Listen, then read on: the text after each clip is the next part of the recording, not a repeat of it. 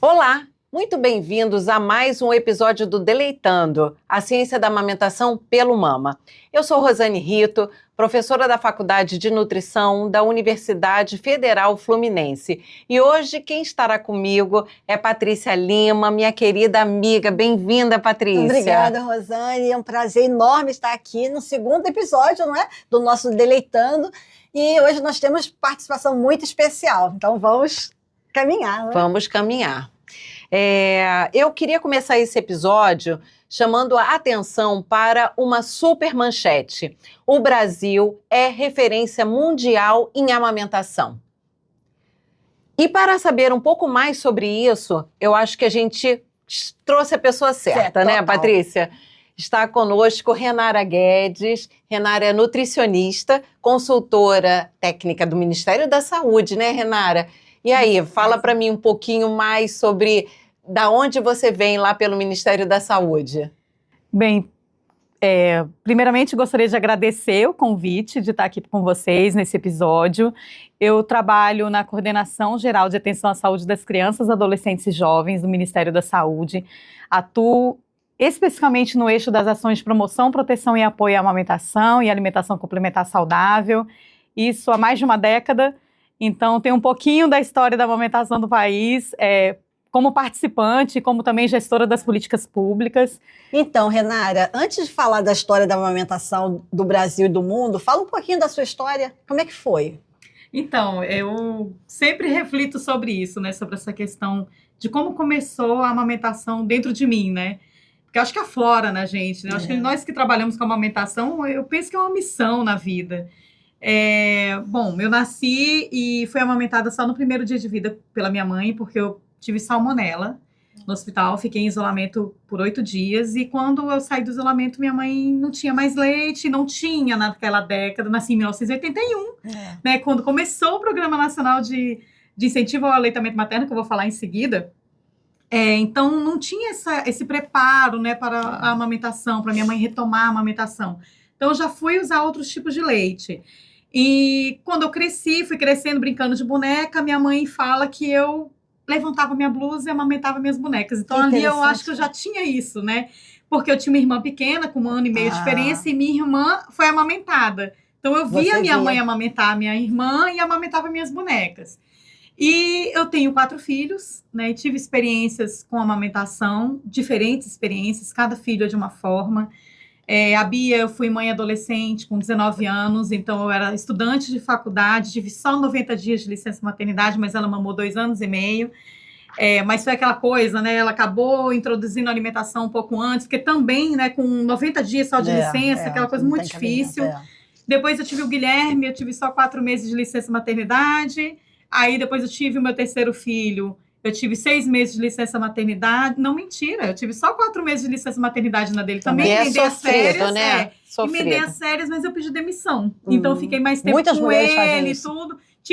Isso é um presente, né? Imagina, quem é que tem a oportunidade de pedir demissão para poder ficar com o filho? Isso é uma raridade. E o meu último filho, eu tive 6 meses de licença, mas eu fui mãe de unidade neonatal. Então, o meu primeiro mês de licença maternidade era ele internado na unidade neonatal. Então, já perdi tempo, porque, gente, um bebê internado na unidade neonatal não é licença maternidade. Você está acompanhando um bebê doente, né? Que a gente tem a lei do prematuro agora, né? Agora tem a lei do prematuro, né? Que passa a contar depois que essa criança tem alta, ou a mulher, né? Quem for depois. Então, e foi uma outra experiência, porque ele foi para a unidade neonatal. Esqueci de falar que eu fui mãe doadora de leite humano para o banco de leite das outras 3 vezes. E quando eu tive o Matheus, ele foi para a unidade neonatal, nasceu com 37 semanas, taquipneia transitória, aquela coisa, internou. E aí foi quando eu descobri o valor de cada ml de leite materno que é doado para um banco de leite humano. Porque eu, às vezes, tinha que tirar 2 ml para ele. Gente, 2 ml, pega uma seringa. É nada. 2 ml. E não saía. né? Não saía. Imagina, eu tinha outros 3 filhos em casa, um na unidade neonatal. Eu fui mãe visita, eu não tinha direito de acompanhar meu filho nesse hospital que ele nasceu, que foi um hospital Isso é uma outra particular, luta, né? que é um absurdo, né? A gente pensar de uma mãe não poder acompanhar o seu filho. Imagina, no Sistema Único de Saúde, a gente preconiza isso, né? Mas a gente tem a avançar com os hospitais particulares e conveniados, né? Então, foi ali que eu precisei do banco de leite humano para o meu filho. Então, eu falo que eu tive diversas experiências, né? Eu fui mãe estudante, fui mãe com 4 meses de licença, fui mãe que pedi demissão, fui mãe de unidade neonatal, e cada experiência é única. Todos foram amamentados, eu tive essa experiência da amamentação com os 4. E aí, anos depois, anos não foi tanto tempo, né? O Matheus nasceu em 2011, no final de 2013 eu entrei no Ministério da Saúde e comecei a trabalhar com amamentação, e estou até hoje muito feliz. Bom, muito bom de você estar aqui com a gente. Nossa, obrigada pelo convite. E é isso, mas nem sempre foi assim, né? O Brasil, ele hoje está num ponto de destaque, mas a gente tem uma longa história, né? E quando a gente fala assim, quando as pessoas veem, né, muitas mães amamentando, elas nem têm a noção de que a gente passou muita coisa para chegar até aqui. Renara, pode contar um pouquinho dessa história que começou aí? Nós aqui já temos muitos anos, né, de amamentação. Mas conta pra gente como é que foi, da onde que a gente veio. Eu acho que antes de começar a falar da história do nosso país, a gente pode falar um pouquinho do contexto mundial, né? Que na década de 70 havia uma alta taxa de mortalidade infantil, especialmente por desnutrição e doenças respiratórias, como pneumonia, por exemplo, diarreias, e também baixas taxas de aleitamento materno. Aliado a isso, mulheres no mercado de trabalho, uma indústria, né, de fórmulas infantis que estava abordando os profissionais de saúde que eram formados, né, especialmente pediatras, para que eles prescrevessem, né, os seus produtos ao invés do aleitamento materno, como se fosse algo parecido. E nós sabemos que não é, né? Então, houve um movimento mundial para proteger, promover e apoiar a amamentação, e o Brasil entrou nesse movimento também já na década de 70, né? Se a gente for olhar ali, Pernambuco foi pioneiro nisso. Exato. Né?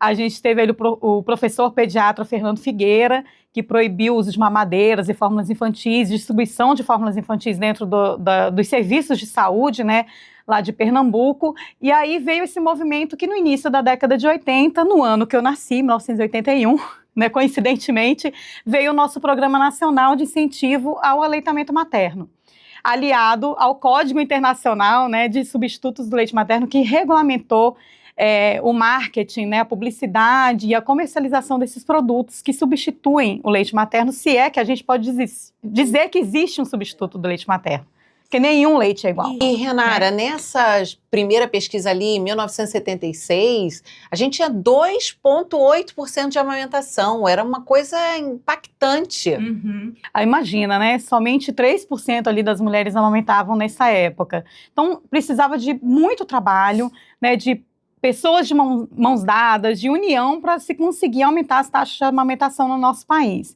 Então, a gente teve o nosso Programa Nacional de Incentivo à Amamentação, começou a se pensar em proteger, né, a amamentação através de leis, essas mulheres no ambiente de trabalho, licença maternidade. Então, começou a se criar um cenário favorável à amamentação. A gente teve, no início da década de 90, a iniciativa Hospital Amigo da Criança, Sim. que daí os hospitais começaram, né, a ter os 10 passos para o sucesso do aleitamento materno. Então, ainda na década de 80, a gente teve a adaptação do Código Internacional de Substitutos do Leite Materno para a nossa NCAL, que era a Norma de Comercialização de Alimentos para Lactentes, e que atualmente a gente chama de NBCAL, que é um nome imenso, que é a Norma Brasileira de Comercialização de Alimentos para Lactentes e Crianças na Primeira Infância, bicos, chupetas e mamadeiras. Então, ali foi quando a gente conseguiu alavancar as taxas de amamentação no nosso país, né? As mulheres passaram a amamentar mais os seus filhos de forma exclusiva. Temos muito a caminhar ainda, né? A gente ainda vem construindo um programa, né, de amamentação que não somente o setor saúde, mas outros setores também se envolvam nessa questão da amamentação, porque a gente ainda tem muito a avançar. E uma coisa interessante, Renara, nessa história, que que até então tudo que se falava de aleitamento materno era muito impositivo para a mulher, né? Então, existe uma cobrança muito grande para a mulher, e se a criança está doente, a culpa é da mulher. Então, era muita culpa, muita cobrança. E quando o Ministério começa, né, ou o mundo começa a falar, a recuperar o aleitamento materno, a política, as ações, é entendendo essa mulher como protagonista. Não é? Então, eu acho assim, e aí vem os movimentos sociais também junto, trazendo essa demanda de que a gente também quer fazer parte, a gente também tem algo a dizer, não é verdade? E a gente tinha as amigas do peito, Isso, né? as Que amigas do começaram peito. lá com a gente. Niterói, Muito exato. importante. Niterói, as amigas do peito, Niterói.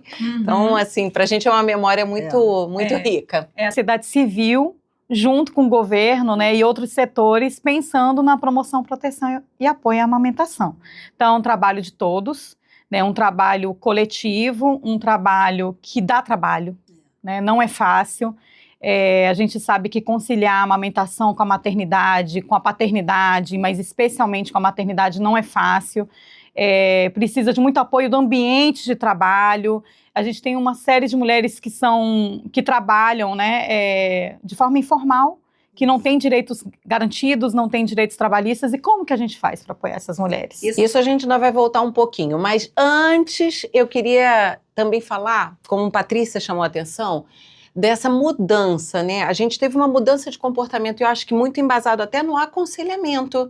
O aconselhamento para a amamentação fez uma grande diferença, né? Patrícia falou da culpabilização e eu sempre brincava assim, a gente não é polícia de peito, né? Porque senão a gente fica aquelas pessoas que só falam em amamentação, né? Quando olham pra gente já sabe que a gente está chegando. E a gente não é polícia de peito, ao contrário, a mulher é protagonista, isso é fundamental de ser dito. Porque a indústria enxergou isso, né? A indústria na década de 70, com os movimentos feministas, ela veio junto para, assim, vocês são fortes, né? Então, assim, vocês vão para a luta, vão para o trabalho, para o mercado, e deixa a criança que uma madeira resolve, né? Deixa a criança, você não pode ficar cansada amamentando, né? Então, a indústria pegou esse aspecto, né, emocional das mulheres, né? Então tentou trabalhar um pouco isso. E aí, se a gente chega também só culpando, só obrigando, a gente não ia avançar como a gente avançou, né? Foi mudança de comportamento. Eu acho que isso que a Rosane trouxe, né, da qualificação dos profissionais em aconselhamento e manejo da amamentação, e entender a história por trás daquela amamentação. A gente sabe que muitas vezes uma mulher que fala que não quer amamentar, né, quando você vai ouvir a história por trás, tem algo por trás dessa história da amamentação, às vezes até mesmo de violência, né, ou de não ter sido amamentada, por exemplo, e aí vem aquela cultura da família, não morreu, tá viva, né, mas a gente sabe dos impactos que tem a amamentação, né, para a vida de uma criança que vai ao longo da vida. Então, trazer a mulher como protagonista é importante, mas também ela ter ambiente favorável para isso. E aí você pode já aproveitar e falar um pouco, porque o episódio de hoje é sobre a engrenagem das ações de aleitamento materno, as ações de amamentação, que eu acho que também é uma discussão que a gente precisa trazer, né? Hoje em dia a gente trabalha a amamentação, vai ter um episódio exatamente sobre isso, sobre inclusão, mas é falar em amamentação. Então, quais são as ações hoje que fazem parte daquela engrenagem que o Ministério coordena tão bem? É importante ressaltar que em 2024 a gente teve a publicação, né, do Programa Nacional de Promoção, Proteção e Apoio à Amamentação, e restituímos o Comitê Nacional de Amamentação, que é fundamental, né? A gente tem uma coordenação nacional das ações de promoção, proteção e apoio à amamentação que ficam dentro do Ministério da Saúde. E aí, quando você pensa nesse programa, a gente tem uma engrenagem, como bem foi falado pela Rosane, que são diversas ações que vão desde a atenção primária à saúde até a atenção terciária, assim como ações intersetoriais também. Então, a gente tem a Estratégia Amamenta e Alimenta Brasil, que está dentro do componente ali da atenção primária à saúde, que é a ordenadora do cuidado, onde essa mulher faz pré-natal, e é importantíssimo a gente falar sobre isso, a amamentação começa no pré-natal. Exatamente. Né? Começa ali, né? O problema com a amamentação a gente já resolve no começo ali do pré-natal, quando você começa a falar sobre isso, a esclarecer dúvidas sobre isso. Não é raro a gente ouvir mulheres que falam, eu achei que o mais difícil ia ser o meu parto. E, na verdade, está sendo a amamentação.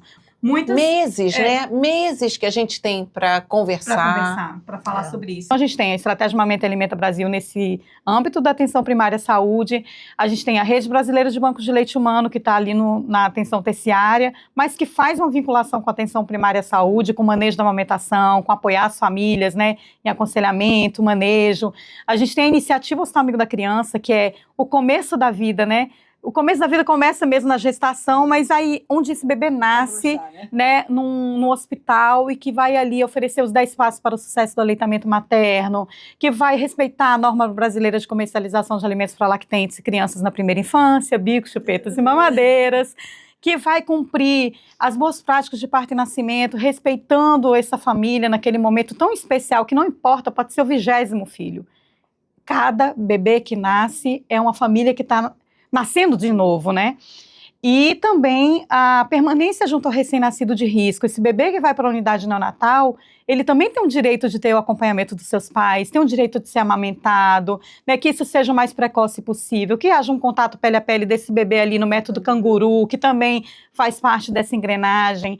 A gente tem as mobilizações sociais, como a campanha nacional de doação de leite humano, a Semana Mundial da Amamentação e o Agosto Dourado, porque aqui no nosso país a gente tem um mês inteiro dedicado à amamentação, que é o mês de agosto. Incrível. A gente tem a proteção legal à amamentação, né? A gente tem tanto a NBCAL, que já falamos aqui, como as leis de proteção à maternidade, às gestantes, né? Então, essa mulher com licença maternidade, que infelizmente ainda não é de 6 meses para todas as mulheres, eu acho que a gente precisa avançar nisso. Mas tem empresa cidadã, não é? A gente tem empresa cidadã, que é a Lei 11.770 de 2008, que é uma lei que empresas podem aderir a esse programa e tem um abatimento, né, fiscal no imposto de renda no ano seguinte. A gente tem a legislação que ela, quando volta, né, a trabalhar, ela tem direito a 2 descansos por dia para poder amamentar seu filho, né, por 30 minutos. Então, a gente ainda tem algumas questões, mas que precisam ser avançadas. Recentemente, na Ação Mulher Trabalhadora que Amamenta, que é voltada, né, para outros setores, né, que é ali para quando a mulher retorna ao trabalho, independente dela ter licença maternidade ou não, ela tem um local apropriado para retirar o seu leite na jornada de trabalho, armazena de forma adequada, em condições higiênico-sanitárias adequadas. Atenção primária, E era né? isso que eu ia trazer para vocês. E agora, recentemente, a gente publicou uma nota técnica sobre salas de apoio à amamentação dentro das unidades básicas de saúde. Então, qual é a ideia, né?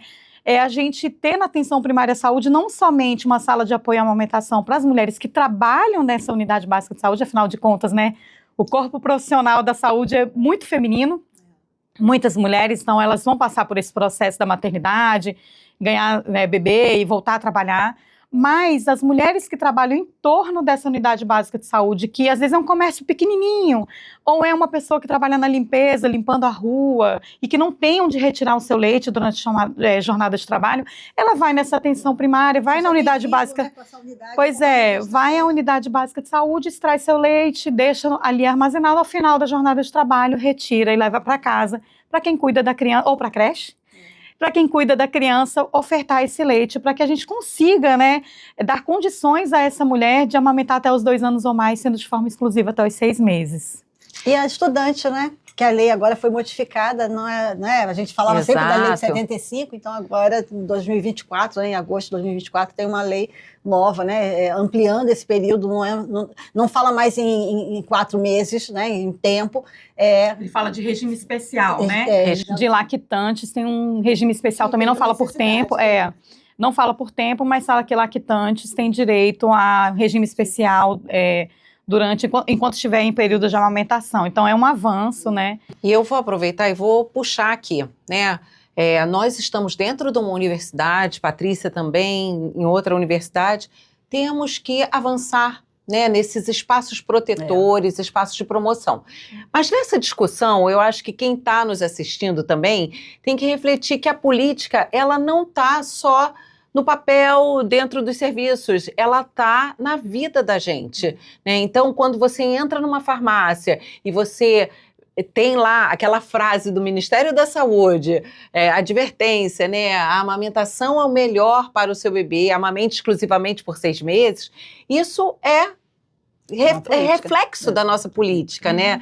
Então, a gente queria que vocês pudessem compartilhar esse episódio para que mais pessoas tenham esse direito, né, de conhecer a história da amamentação, o direito de conhecer que o nosso país é referência mundial de amamentação. A Renara, quando fala dessa engrenagem, né, cada ação da política de aleitamento materno é tão conexo isso, né? E é tão interessante. E uma coisa que me veio à mente é que essa mulher ela não tá isolada dentro de uma unidade de saúde. Então não é só a saúde que dá conta de uma mulher amamentar, não é, Renara? Então assim, precisa de mais gente, precisa da sociedade, precisa de trabalhadores, precisa do patrão, né? Eu queria que você falasse um pouquinho sobre isso. A gente tem que lembrar que o Sistema Único de Saúde sozinho não dá conta, nem a saúde suplementar sozinha, nem os serviços de saúde privados não dá conta, né? Como você falou, essa mulher está inserida num meio ambiente que tem outros setores e que precisam também promover, proteger e apoiar a amamentação. Então, essa mulher, em algum momento, vai colocar seu filho numa creche, né? O que adianta a gente ter uma unidade básica de saúde, que tem a estratégia de Amamenta e Alimenta Brasil, esse bebê nasceu no Hospital Amigo da Criança, tem uma sala de apoio à amamentação no trabalho dessa mulher, estamos pensando no mundo ideal, né? Tem rede de banco de leite humano, teve apoio, mas na hora de colocar esse bebê na creche, a creche não aceita o leite dessa mulher para ser manipulado e ofertado para essa criança. Então, o Ministério da Saúde tem se preocupado com isso e vem trazendo parceiros para junto, né, dessa questão da amamentação. Então, recentemente, houve uma publicação de uma nota técnica do Fundo Nacional de Desenvolvimento da Educação sobre a recepção e oferta do leite materno dentro das creches. E, recentemente, agora em 2025, foram publicados vídeos para ajudar a ilustrar essa recepção desse leite, como a mulher retirar o leite em casa, como ser recepcionado na creche, como ser manipulado e ofertado para o bebê. É maravilhoso. Então, assim, estamos caminhando juntos, a gente tem que pensar na assistência social, por exemplo, né? É verdade. Quantos programas a gente tem, que é o programa Leite do Meu Filho. E temos que pensar que isso pode ser um fator de desmame precoce. Né, porque às vezes é para uma criança maior, mas tem uma criança menor dentro daquela casa e quando vê, você está estimulando ao desmame e esse bebê vai começar a usar outro tipo de leite. E às vezes o profissional da assistência está achando que está fazendo uma coisa muito legal, não é? Porque não foi orientado, né? Porque não... Isso, porque a gente faz um pouco de descolado, né? Descolada, os programas estão descolados e a gente não pode trabalhar dessa forma. Isso. A gente tem que trabalhar todo mundo em prol de uma causa. Então, se a gente sabe, eu gosto muito de falar que a primeira ação de promoção da saúde, de prevenção de doenças que a gente tem após o nascimento de uma criança é a amamentação. Exato. É esse bebê receber o leite da sua mãe, né? Então, precisamos ter isso na cabeça, pensando que se estamos trabalhando com saúde pública, né, com prevenção de doenças, com mudanças climáticas, imagina, a gente está vendo o mundo mostrando para a gente que precisamos nos movimentar, né, de parar de poluir o meio ambiente. E o que a indústria faz, né? Assim, é uma produção em série, porque temos poucos casos que são as exceções para o uso de fórmula. Isso não podemos negar, são as exceções. O que não dá para ser é o contrário. É igual a história do parto normal e a cesariana. Né? A cesariana é uma cirurgia que tem que ser uma cirurgia muito bem indicada para que salve a vida do bebê ou da mulher. Só que aqui no Brasil, a gente vê uma inversão de valores, né? A gente vê muito mais cesáreas do que parto normal. E aí a gente vê muito mais mulheres não amamentando do que amamentando. A gente precisa reverter esse cenário, que é trazer o protagonismo que você falou, né, Patrícia? Do protagonismo da mulher no seu parto, né, dela ser desejada, dela receber as informações no pré-natal. Porque se essa mulher é muito bem informada é tudo. Junto com a sua rede de apoio, porque daí não adianta ela estar informada, mas ter quem vai estar ali acompanhando essa mulher no parto, não apoia, a chance de não ter o parto normal vai aumentar, de não ser um parto normal, assim como é com a amamentação.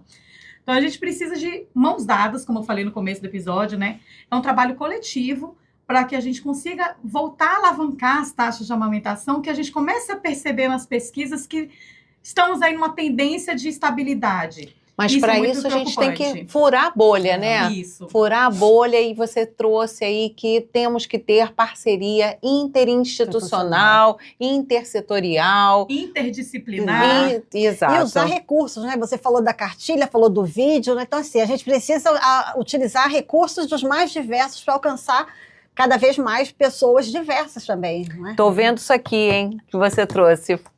Pergunta, pede para ela. Não, a gente estava falando, né, combinando de trazer o guia alimentar, a gente é super fã do guia, né, e a gente queria, assim, o aleitamento materno, ele não para nos 6 meses, não é? Ele tem que seguir, mas tem que seguir também com novos alimentos. E como as pessoas têm ainda dificuldade, dúvidas sobre o que dá para esse bebê. Né? E o guia, até a questão da amamentação está muito bem explicada no guia. Muito. O guia, ele vamos falar do guia? Porque o guia, assim, o que eu queria dizer do guia? Ele tá na internet, né? Tem lá o PDF disponível. Ele tem uma apresentação visual ótima, ele tem imagens, né? Ele tem imagem daquilo que é muito nosso, então é uma coisa interessante, né? Ele é o guia alimentar para crianças menores de 2 anos, crianças brasileiras, né? Então ele traz aqui o nosso feijão, o nosso arroz, né? Fala aí. Esse guia ele foi construído a muitas mãos, né? Demorou 5 anos para ficar pronto, então foi muito trabalho, com muita evidência científica. Ele tem como base o Guia Alimentar para a População Brasileira. E em 2019 a gente publicou esse Guia Alimentar para crianças brasileiras menores de 2 anos. No ENAM. E no Encontro Nacional de Aleitamento Materno de 2019, que foi aqui no Rio de Janeiro. Esse guia, ele traz orientações para quem cuida da criança. Isso é que é legal, né? Ele não é voltado para profissionais de saúde. É também para profissionais de saúde, mas é para quem cuida dessa criança, né? A chegada de uma criança na família é uma oportunidade de rever os hábitos alimentares, né? Então traz a questão da amamentação, então traz aí dificuldades que podem aparecer, traz como fazer para extrair seu leite, como armazenar esse leite no retorno ao trabalho, como fazer, se eu precisar me ausentar por algumas horas, como que eu deixo meu leite, como que eu ofereço esse leite no copinho, ou na xícara, ou na colher e não numa mamadeira, né? Traz, a partir dos 6 meses, então qual é a nossa recomendação, né? Amamentação até os 2 anos ou mais, sendo de forma exclusiva até os 6 meses, sendo que a recomendação é que essa amamentação seja iniciada na primeira hora de vida, né? No contato pele a pele, então esse bebê nasce, vai para o colo da mãe, pele com pele, sem pano enrolado entre essa criança e essa mulher, né? Sentir aquele coração, o cheiro da mãe, né? O bebê se reconhecendo e a mãe reconhecendo aquele bebê que acaba de nascer, para propiciar o aleitamento materno ali já na primeira hora de vida. Então, para que essa recomendação dê certo, a gente precisa desse ambiente favorável. E aí, quando a criança completa 6 meses de idade, que ela está pronta, né? Dá os sinais de prontidão, de que ela pode ser alimentada com outros alimentos, vem a alimentação complementar adequada e saudável. Então, com alimentos in natura e minimamente processados, né, que são aqueles alimentos que a gente encontra na natureza ou que foram processados minimamente, como o arroz, feijão, né, foram ensacados, separados, sem ensacados. Então, é uma comida saudável. Eu gosto muito dessa expressão do PFinho. Eu acho que tem muita cara no Brasil, né? É aquele prato feito pro bebê, lógico. E aí, sempre lembrar, né, não vão ser grandes quantidades, o leite materno continua sendo a principal refeição desse bebê. Né, ele vai ser complementado com os alimentos. Então, os pais às vezes ficam desesperados. Ai, comi 1 colher, 2 colheres, mas é assim mesmo, né? Até se acostumar. Eu gosto de falar que não é uma introdução alimentar, é uma apresentação da alimentação para esse bebê ali aos 6 meses, né? Perfeito. Então, esse guia é muito maravilhoso. A gente tem o guia resumido, que tem 80 páginas mais ou menos, e tem o completão, que tem quase 300 páginas. Então, é um livro de fácil leitura. Acho que tem que ser algo que a mulher na gestação, a família receba na gestação, assim, né? É um PDF que a gente não tem ele impresso para toda a população brasileira, mas tem ele na Biblioteca Virtual de Saúde do Ministério da Saúde, então dá para baixar, ir lendo aos poucos, tirando dúvida, conversa com o profissional de saúde, porque a gente vê muita coisa na internet hoje em dia. E muita coisa sem evidência, ou às vezes com evidência, mas que é com conflito de interesse. Então, a gente precisa dar informações sem conflito de interesse. E nesse guia, pode ter certeza que aí estão as informações sem conflito de interesse do Ministério da Saúde. E é uma leitura para começar no pré-natal. Começa no pré-natal, página a página. Isso mesmo. Vai lá no celularzinho, tá de noite, descansa, vai lendo, não é? Porque ele vai desde a amamentação até a alimentação, né? Do peito ao prato. Isso, né? eu falo muito do peito ao prato, porque a gente precisa pensar que segurança alimentar e nutricional começa no peito. Né? A primeira comida de verdade da criança é o leite materno. Né? A gente fala muito comida de verdade, E a primeira comida de verdade é o leite materno. Que é um direito humano. É um direito humano, a alimentação adequada. E aí, Patrícia falou, vai lendo durante a gestação, mas temos a caderneta de saúde da criança, isso. que aí também não podemos deixar de trazer a importância de que cada família que recebe aquele documento, que é um passaporte de cidadania, né? Isso significa que os profissionais de saúde precisam utilizar a caderneta, precisam conversar com essas famílias. Isso, a gente tem uma caderneta, que é a caderneta da criança, é uma caderneta intersetorial, né? Ela não é somente o setor de saúde, a educação, a assistência social podem preencher e devem também, né? Como está aquela criança, vai até os 9 anos de vida, a gente tem ali o gráfico de crescimento, né, da criança, tem os marcos do desenvolvimento, tem uma série de informações ali também que são outra práticas. leitura obrigatória também, né? Exato. Porque metade dela é só de orientação para a família, Isso. né? E a outra metade que é para os Que é profissionais. um dossiê, assim, assim, um documento, né? Que guarda todas as informações. E agora a gente tem a caderneta digital, né, gente? É. Agora também temos a caderneta digital, né? Ali dentro do celular, que pode ser Eu ainda não baixado o acessei, mas eu aplicativo e as informações vão estar ali também. Então, temos muitos documentos importantes e fundamentais para que essa família se oriente, com evidências científicas, né, com recomendações do Ministério da Saúde, que não tem conflito de interesse. E isso é muito importante a gente falar aqui, Porque vai ter nas redes sociais informações que você não tem como saber se aquilo ali é mesmo verdade, ou até mesmo se tem uma fundamentação científica naquilo. E a família, nesse momento do nascimento, fica muito em dúvida. Né, muito em dúvida. E aí eu gostaria de fazer um gancho aqui da importância do nosso país é tão importante na amamentação que a gente agora acabou de ser assim o país que encabeçou a questão da regulamentação, da regulação do marketing digital de substitutos do leite materno. Aquilo foi um orgulho, orgulho pra gente, né? Então, por quê? Porque a gente está vendo uma outra forma de se comunicar com as famílias, que é através de rede social, né, de aplicativos, enfim, que a indústria acaba acessando a família. A partir do momento que uma família fala que está gestante ou que quer engravidar, a indústria acessa essa família através de e-mails ou redes sociais, para que essa família tenha dúvida da capacidade de alimentar essa criança com leite materno. Exatamente. Né? Então, é um momento que você E tá uso muito... profissional, não é? O uso profissional que é uma autoridade para a família. Usos profissionais, e é um momento que a família está ali muito fragilizada, principalmente quando vem o nascimento do bebê. Então, a importância que os profissionais de saúde têm de dar essas informações sem conflito de interesse.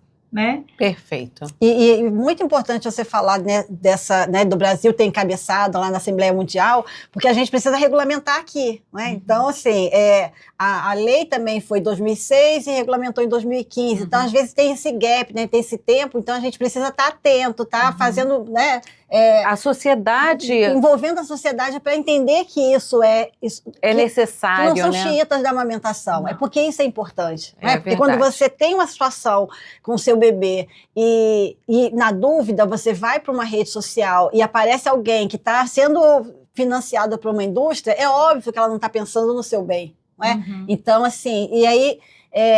a gente precisa ter regulamentação, porque não pode ser terra de ninguém, não é? Não pode chegar assim, eu preciso de uma informação e chega uma informação totalmente enviesada, com conflitos de interesse. Essa questão de conflitos de interesse ela é muito séria, né, na amamentação. Demais. E assim, enquanto você estava falando, eu estava lembrando de uma frase de um pediatra, Dr. Carlos Gonzalez, que é muito maravilhosa. Eu não vou conseguir falar com as palavras dele, mas é mais ou menos assim, que se existisse uma vacina com os mesmos benefícios do leite materno, as famílias pagariam fortunas para tê-la.